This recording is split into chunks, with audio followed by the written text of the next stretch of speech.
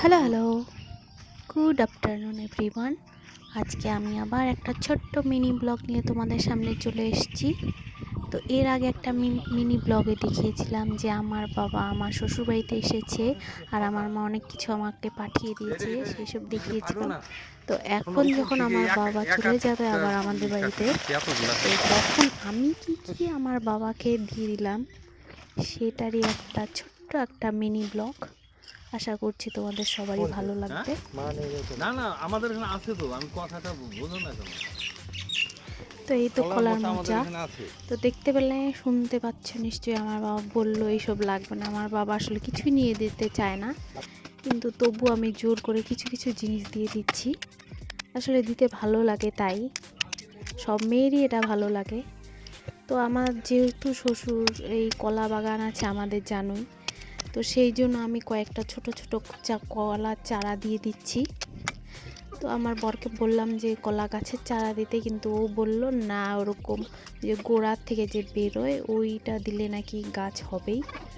তারপরে এই যে এক ছড়ি কলা দিয়ে দিচ্ছি, একটা কাঁদি আর কি। তারপর এইভাবে কাঁদিগুলো খুলে খুলে দিচ্ছে। কাঁচা অবস্থাতেই নিয়ে যাবে, কয়েকদিন ঘরে রাখলেই এইসব পেকে যায়। কলাগুলো ভীষণ ভালো। তারপর আমাদের ওই দিকে আসলে গিমা শাক পাওয়া যায় না, খুব কম পাওয়া যায়। তো আর আমার শ্বশুরবাড়ি এখানে প্রচুর, যেখানে সেখানে গিমা শাক হয়ে থাকে। তারপর আমি ভাবলাম যে কয়েকটা গিমা শাকও দিয়ে দিই। তার এই জন্য ঘরের আশেপাশেই প্রচুর গিমা শাক ছিল, কিন্তু এই গিমা শাকগুলো তেমন ভালো ছিল না, জন্য আমি আমার কাকা শ্বশুরের জমি থেকে কিছু গিমা শাক তুলে দিয়েছিলাম। সেই ভিডিওটা আমি দেখাতে পারছি না, কারণ আমি আসলে ওইটা তুলিনি, ওই ক্লিপটা। তো এই বাড়ির আশেপাশে যেগুলো ছিল ওগুলোই দেখাচ্ছি তোমাদেরকে। সবাই বলল আমাকে যে গিমা শাকগুলো নাকি ধুয়ে মেলে দিতে, মানে ধুয়ে মাটিটা ঝরিয়ে এইভাবে মেলে দিতে, তারপরে সেটা প্যাকেট করে পাঠিয়ে দিতে, তাহলে নাকি শাকটা ভালো থাকবে। আমি জানি না এটা সঠিক কিনা, তো সবাই যখন বললো তাই জন্য এইভাবে ধুয়ে আমি মেলে দিলাম বস্তার উপর। তারপর আমাদের ওখানে ভুট্টার চলনটা নেই, খুব কম, সবাই ভুট্টা কিনে কিনে খায় দোকান থেকে। তো আমাদের যেহেতু এত ভুট্টার ক্ষেত আছে, তো বেশি না, 4-5টা কয়েকটা ভুট্টা আমি দিয়ে দিচ্ছি আমাদের বাড়িতে। আমাদের বাড়ির সবাই খাবে আর কি, ওই জন্য। তো আমার বর বললো এইভাবে বেশি ওজন হয়ে যাচ্ছে, তাই জন্য বললো এইভাবে খুলে খুলে হালকা করে দিই, যাতে ওজনটা একটু কম হয়। যদিও কতটা কম হবে জানি না, তবু এইভাবে হালকা করে দিচ্ছে, তাই জন্য এইভাবে ছুলে ছুলে নিচ্ছে ভুট্টাগুলো। এরপর এই যে কিছু আমি সজনে ডাঁটা আর কিছু সজনে ফুলও কুড়িয়েছিলাম, তো ভাবলাম আমি দিয়ে দিই। আমার মা এসব খুব পছন্দ করে, সজনে ডাঁটা ফুল।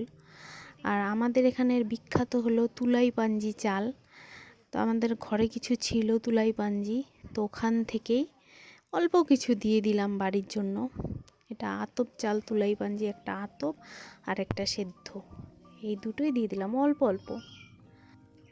তারপরে এই যে কলা গাছের চারাগুলো, 3টে কলা গাছের চারা দিয়েছি, এটা ঘরে এনে রেখেছি। আর মোচাটা আমি এইভাবে ছাড়িয়ে খুলে দিয়েছি, যাতে ওই ওজনটাই সমস্যা, ওটা কম হয়। তারপরে এই যে এই কয়েকটা ভুট্টা, এই কয়েকটা কলার কাঁদি, আর এখানে আছে আতপ চাল আর এই মোচা, এইভাবে আমি প্যাকেট করে করে এইভাবে ব্যাগের মধ্যে ঢুকিয়ে দিচ্ছি। যতটা কম সম্ভব আমি চেয়েছিলাম ওজন যাতে কম হয়, নাহলে এত দূরে আমার বাবা নিয়ে যেতে ভীষণ কষ্ট হবে। তো এই বাড়ির আশেপাশে যা গাছ থেকে তুলে এই সব জিনিস আমি দিয়ে দিলাম কিছু আমাদের বাড়ির জন্য।